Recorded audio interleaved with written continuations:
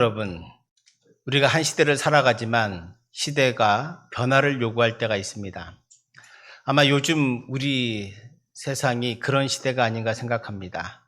우리가 변하고 싶지 않아도 이 코로나19로 인해서 많은 삶의 변화가 왔고 또 앞으로 올 것이고 또 다시 되돌아가지 못한다고 말씀하시는 분도 많죠. 거기에 덧붙여서 4차 산업혁명이 시작되면서 사실은 우리가 생각했던 것보다 더 놀랍게 현실화되고 있는 것이 사실입니다.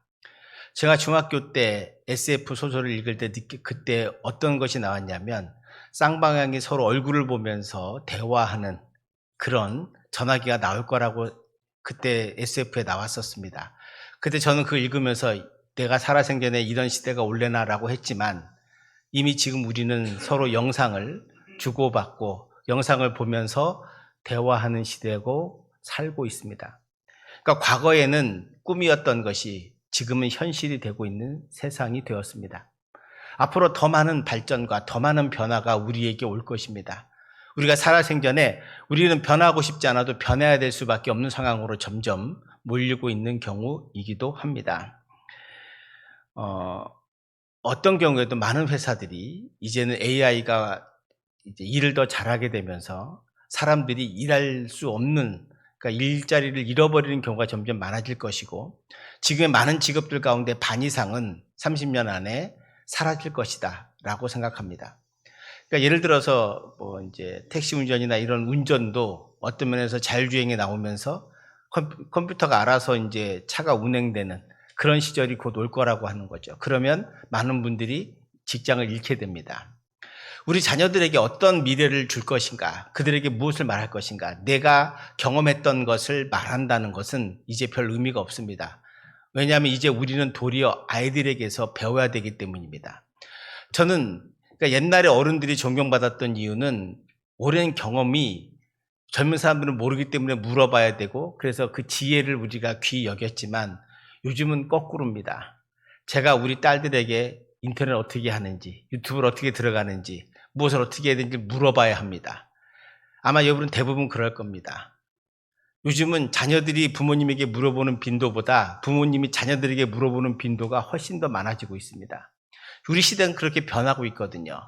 그래서 사실 저와 여러분, 우리 세대, 어른 세대들이 우리 스스로도 이제 변해야 합니다. 옛날 우리 부모님이 살았던 것처럼 살면 우리는 안 되는 거죠.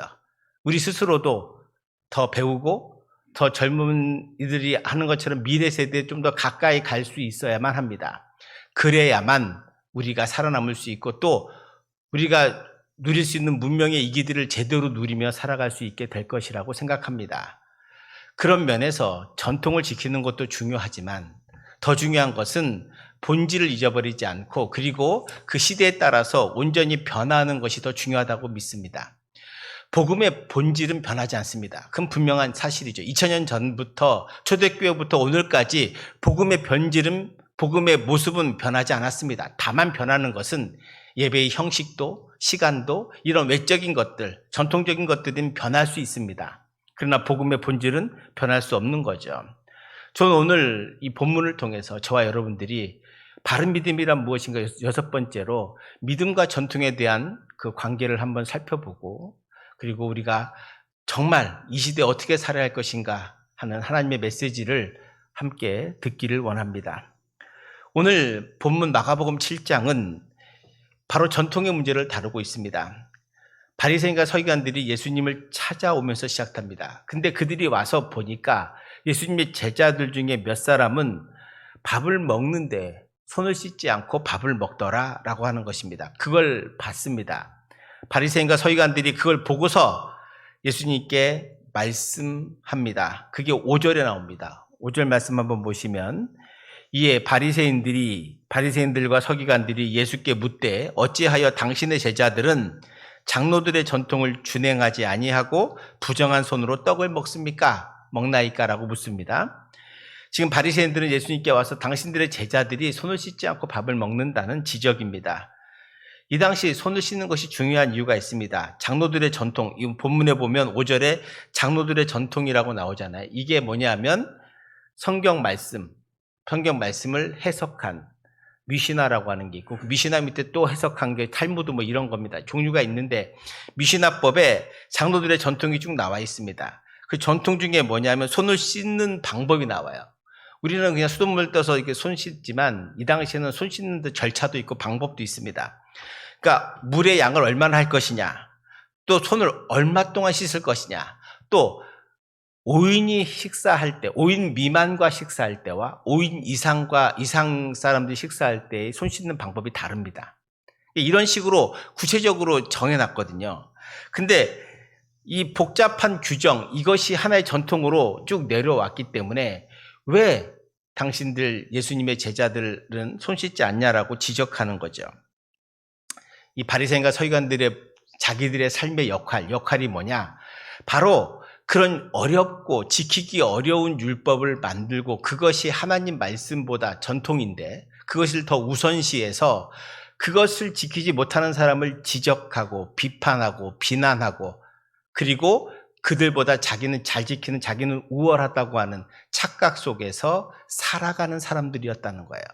물론 다 그런 건 아니었겠죠. 그 당시 말씀 속에 살았던 사람도 분명히 있었을 겁니다. 그러나 그것이 세월이 가면서 오용되고 잘못 이해되고 악용되면 그런 식으로 변질되는 거죠. 그래서 도리어 바리새인은, 여러분 바리새인이라고 하는 건 나쁜 게 아닙니다. 원래 바리새인의 시작이 에스라 선지자부터 시작인데 바벨론 포로로 갔다 와서 70년 동안 갔다 온 이후에 우리나라가 망한 이유가 뭘까를 고민하고 그것은 우리가 하나님 말씀에 돌아가지 못했다, 말씀에 서지 못했다는 것을 반성하고 그 말씀에 깊이 천착했던 것이 바로 바리새파의 시작입니다. 그게 누구냐? 에스라입니다. 에스라는 학자이기도 하고 바리새의 기원의 시작이기도 합니다. 그러니까 처음은 좋았죠. 말씀으로 돌아가는 것이었습니다. 근데 그 말씀을 해석하는 과정에서 그것이 하나의 전통이 되는 거예요. 이게 가톨릭도 똑같습니다. 가톨릭도 교황이라고 하는, 그러니까 하나님 말씀이라고 하는 성경과 또 하나 그 가톨릭이 오랫동안 내려왔던 교서가 있습니다. 교황들이 쭉 내려왔던 교사들, 그걸 전통이라고, 트레디션이라고 그러는데 이 전통과 이것을 거의 동등하게 봅니다. 동등하게. 근데 문제는 뭐냐? 성경보단 이 전통이 더 오래되고 그리고 이것을 더 중히 여기기에 돼요. 인간적인 생각이. 그래서 교황이 무오류하다는 말이 그래서 나오는 겁니다. 교황의 무오류성은 바로 이 전통이 올바라야 이게 가능한 거거든요. 그러니까 결국 하나님 말씀은 버려두고 이 전통에 매이게 되고, 마틴 루터가 오직 말씀, 오직 은혜, 오직 믿음, 이 세 가지를 주장했던 이유는 바로 이 전통에서 벗어나 하나님의 말씀으로 되돌아가야만 교회가 교회다울 수 있다라고 하는 선언입니다. 이게 바로 개신교거든요. 우리가 그럼 여러분 마틴 루터나 칼빈이 예배드렸던 그 예배와 오늘 우리의 예배가 동일할까? 내용은 다를 수 있으며 방식은 다를 수, 찬송도 다르고 다릅니다. 그러나 뭔 똑같아요? 우리가 고백하고 있는 예수 그리스도, 우리가 찬양하고 경배하는 하나님은 동일합니다. 그러니까 예배의 본질은 동일하지만 형식은 바뀔 수 있다는 거예요. 이것이 진리가 아닙니다. 전통은 하나의 전통일 뿐이죠. 자, 지금 저는 오늘 우리가 예수 믿으면서 제일 조심해야 될 게 뭐냐면 바로 이런 거예요. 그러니까 요즘 젊은이들은 어른들의 말을 싫어합니다. 가르치는 걸 싫어합니다. 심지어 여자분들은 그 책도 있더라고요. 남자들은 자꾸 여자들을 가르치려고 한다. 이게 페미니즘 이제 책도 이기도 합니다만, 지적하고 가르친다고 하는 건 뭐예요? 스스로 늙었다는 것을 자꾸 말하는 거예요. 사람들이 이걸 싫어합니다. 요즘은 그런 걸 싫어하죠. 그러니까 지적하고 비판하고 비난하는 것은 세상에서 많이 듣습니다. 교회에서는 좋은 것만 보고 좋은 것만 말해줬으면 좋겠어요. 여러분이 저의 단점을 찾으려면 수백 가지 찾을 수 있습니다. 근데 여러분 장점도 찾으려면 많이 찾을 수 있죠. 이거는 보는 눈에 따라 달라지는 거거든요. 우리의 생각과 우리의 마음도 교회에서는, 그리고 그 긍정적인 마음 또 사랑의 마음을 가지고 이야기해주고 충고해주는 것과 지적하는 것은 다릅니다. 성도 여러분, 우리가 바리새인이 되면 안 됩니다. 예수님께서 지금 바리새인들의 그런 말을 듣고 뭐라고 말씀하시냐면, 하나의 예를 들어서 그들의 모순, 그들이 얼마나 세상을 잘못 보고 있는가를 비판하고 계십니다. 지적해 주는 거죠. 근데 그 지적이 그냥 지적이 아니라 사랑의 지적임을 우리가 보셔야 됩니다. 그 증거로 9절 이하에 보면, 오늘 본문 읽은 거에 보면 부모를 공경하라. 10계명 가운데 5번째 계명이 내 부모를 공경하라입니다. 좋은 거죠. 이 말씀을 어떻게 바리새인들이 왜곡했는지를 오늘 본문이 우리에게 보여주고 있습니다. 그것이 고르반이라고 하는 제도인데요. 우리 10절에서 13절 말씀을 한번 한 절씩 교독할게요. 모세는 내 부모를 공경하라 하고 또 아버지나 어머니를 모욕하는 자는 죽임을 당하리라 하였거늘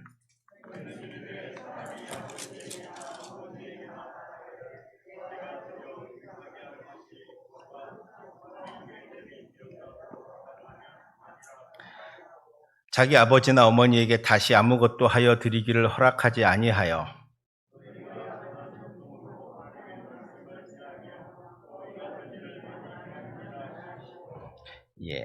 자, 지금 요 본문 말씀은 고르반 제도를 설명하고 있습니다. 고르반이라고 하는 게 정확히 뭐냐면 헌물, 하나님께 드린 제물이라고 하는 뜻입니다. 이 고르반은 원래는 좋은 의도입니다. 그러니까 내 부모를 공경하라는 것을 잘 지키기 위해서 하나님 앞에 자기 부모를 공경하기 위해서 돈을 따로 떼어서 하나님께 드리는 겁니다. 그러면 그 돈은 철저하게 뭘 해요? 부모님을 공양하는 데만 쓰는 겁니다. 그죠? 그러니까 내가 어느 정도 1년에 연봉이 얼마다. 그러면 그 중에 어느 걸 떼어서 하나님께 드리는 거야. 우리 부모님을 위해서 내가 이렇게 쓰겠습니다. 그러면 그 돈은 내가 못 쓰고 그 돈은 부모님을 공양하는 데 쓰는 거예요. 좋은 제도죠. 이게 바리새인들 예수님 당시 어떻게 악용되냐? 하나님께 드립니다. 그리고는 뭐라 그러냐면 헌금을 조금 하고서 드리고서는 그 다음에 부모를 위해서 돈을 안 쓰는 거예요. 그래서 사람들이 물어볼 거예요. 너 왜 부모님 안 모시고 그렇게 함부로 대하고 공양하지 않냐라고 하면 나는 하나님께 드렸다. 이제 내 책임이 아니고 하나님의 책임이다. 이렇게 말했다는 거예요. 원래 시작은 좋았지만 그걸 악용하는 인간의 모습 속에서 부모를 하나님께 드렸다. 고르반이라고 그러고선 그냥 이제는 하나님께 드렸기 때문에 내 책임이 아니고 누구 책임이다? 하나님이 책임져야 한다는 거예요. 그리고는 부모를 공양하지 않는 거죠. 이게 고르반 제도입니다. 이게 예수님 시대에 이렇게 악용되었던 거죠. 이거는 원래는 내 부모를 공경하라는 것을 잘 하기 위해서 한 거지만 악용이 되면 이렇게 됐다는 거예요.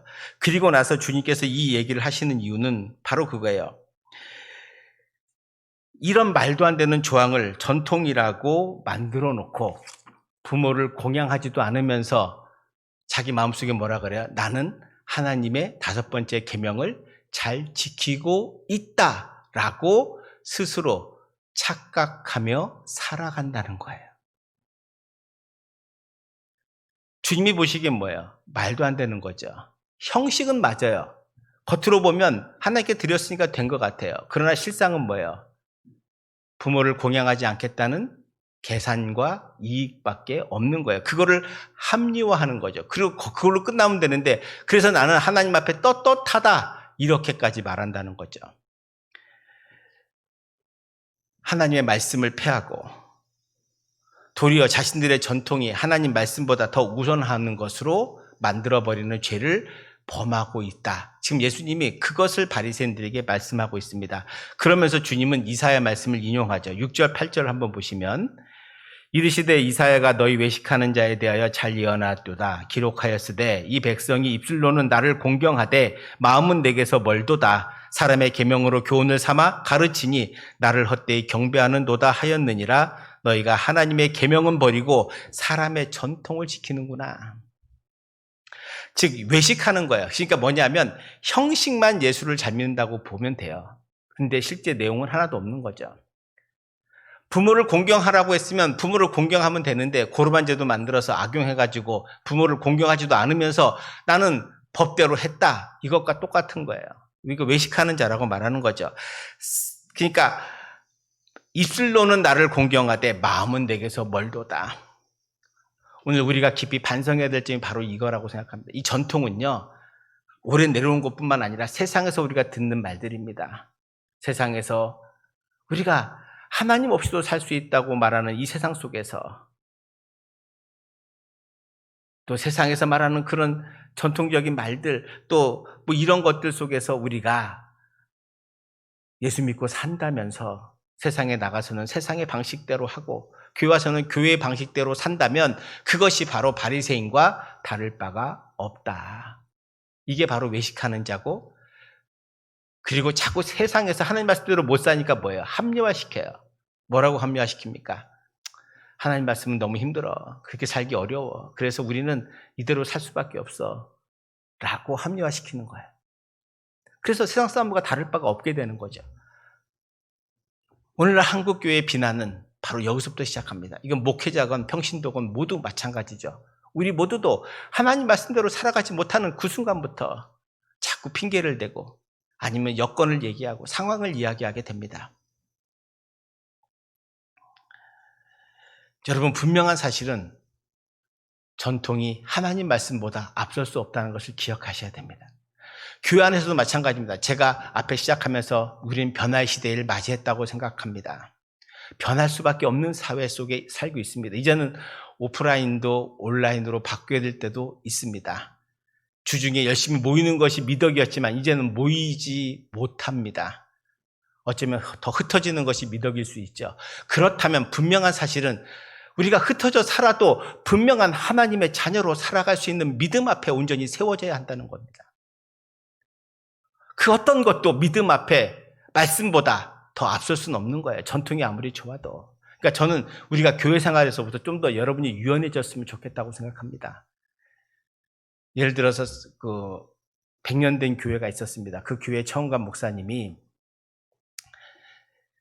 교회 학교가 그때, 지금은 이제 우리 교회도 10시지만 옛날에는 다 9시였잖아요.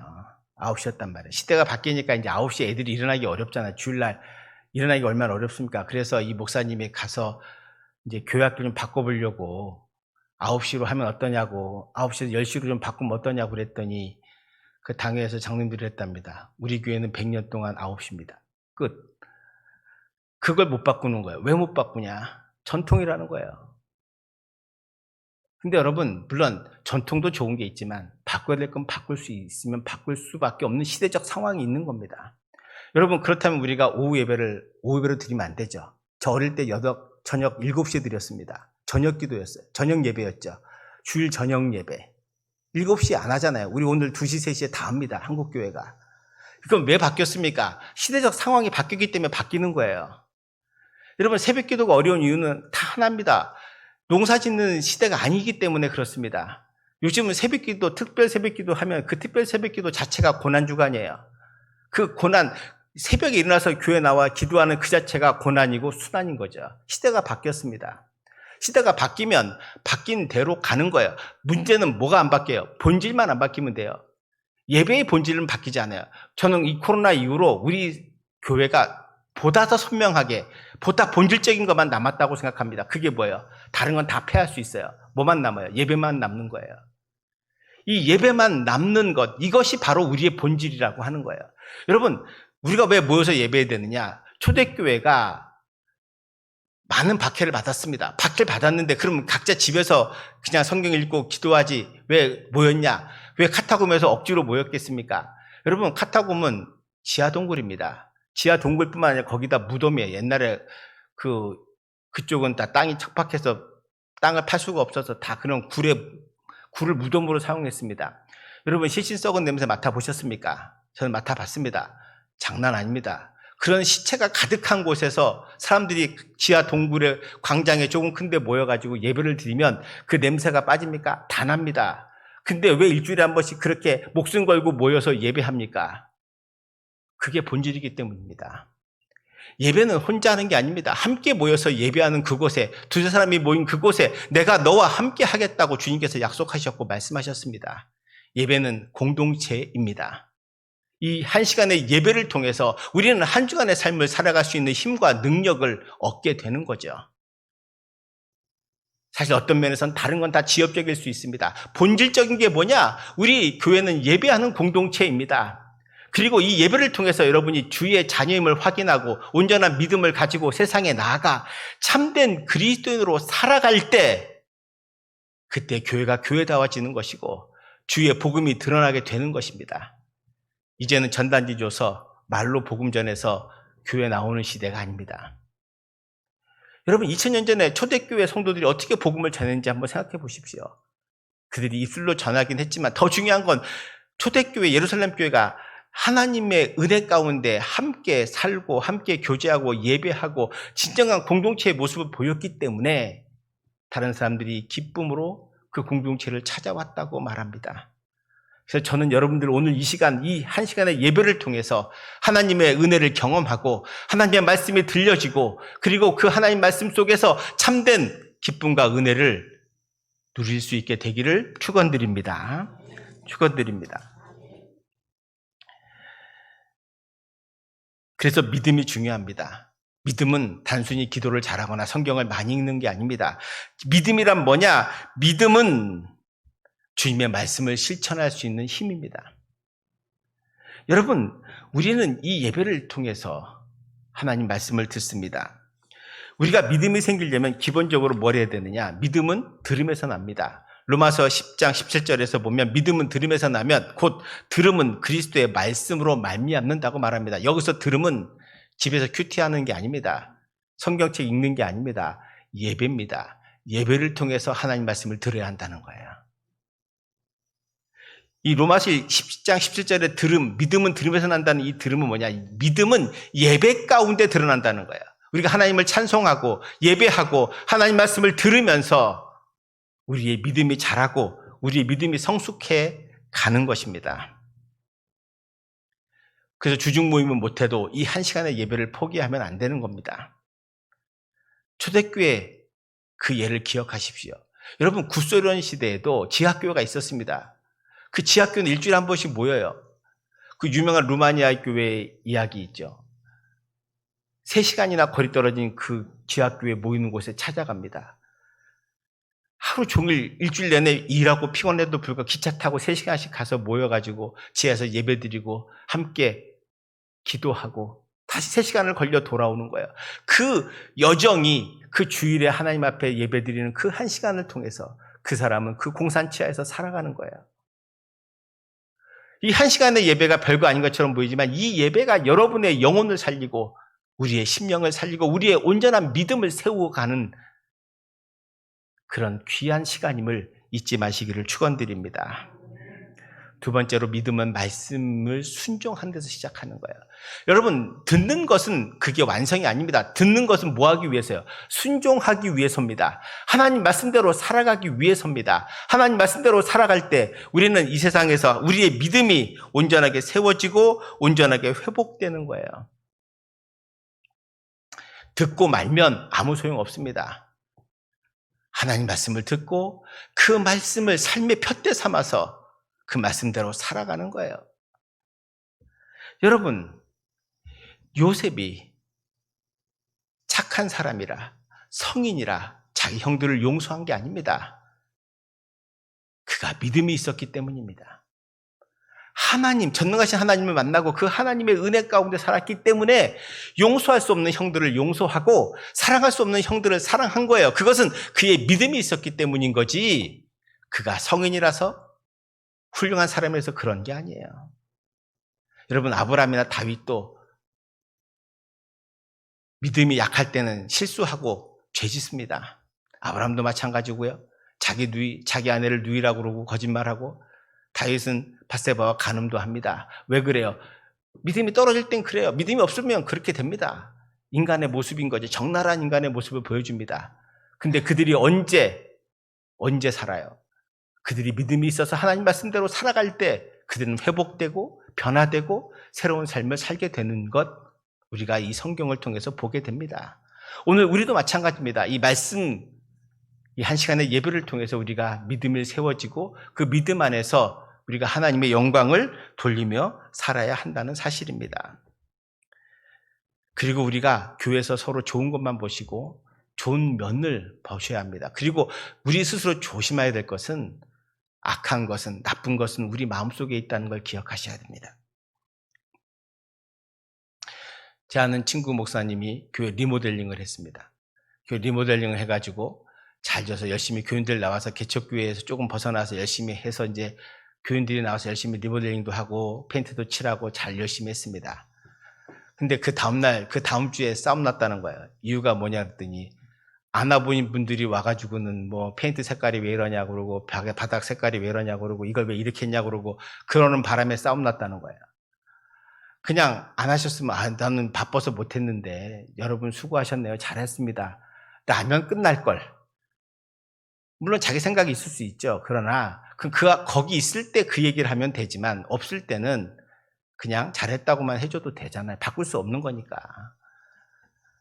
오늘 본문에 보면 주님께서 이 말씀하세요. 15, 16절 한번 보세요. 무엇이든지 밖에서 사람에게로 들어가는 것은 능히 사람을 더럽게 하지 못하되 사람 안에서 나오는 것이 사람을 더럽게 하느니라 하시고, 여러분 주님이 왜 이 말씀하세요? 바리새인들에게 말씀하시는 거예요. 너의 그런 지적질, 너의 그런 나쁜 말들이 왜 어디서부터 시작했느냐?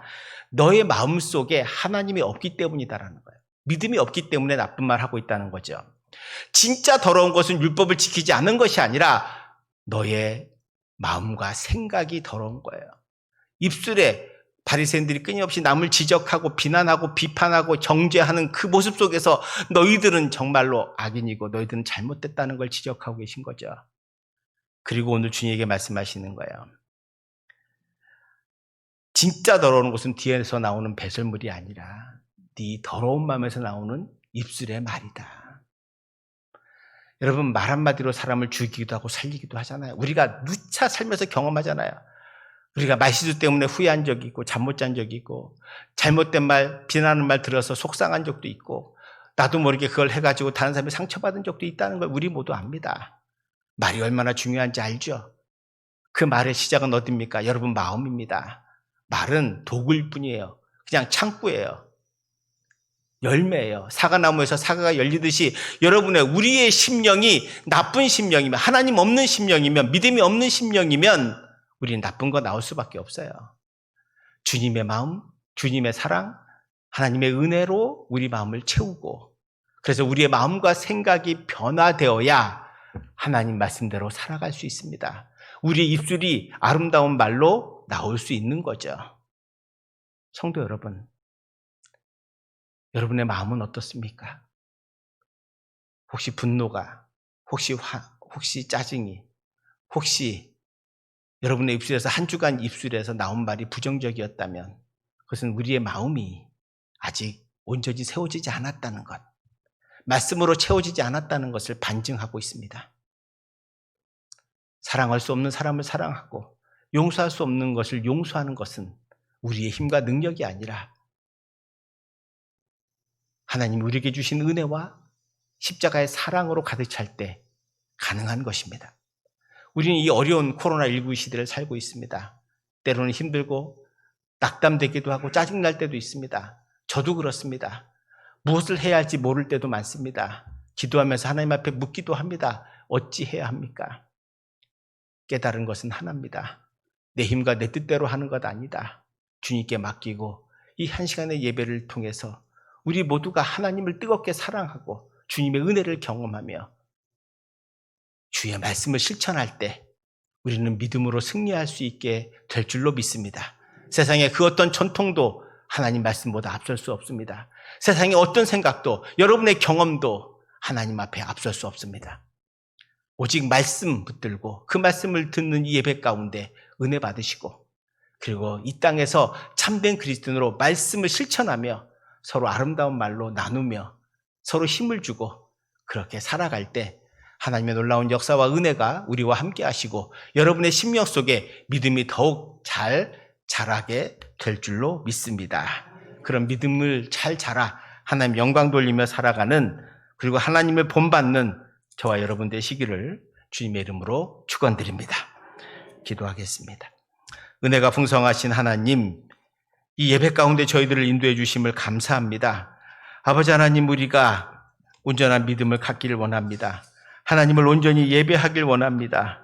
하나님 아버지, 우리의 예배를 받아주시고 하나님의 말씀이 들려지게 하여 주시고 우리의 심령을 바꿔주셔서 우리의 마음과 생각이 변화되어 우리 입술이 하나님 보시기에 아름다운 입술로 변화될 수 있도록 인도하여 주시옵소서. 이 어려운 시대에 온전한 믿음을 가지고 힘있게 이 땅에서 참된 그리스도인으로 살아가는 우리 모두가 되게 하옵소서. 예수님 이름으로 기도합니다. 아멘.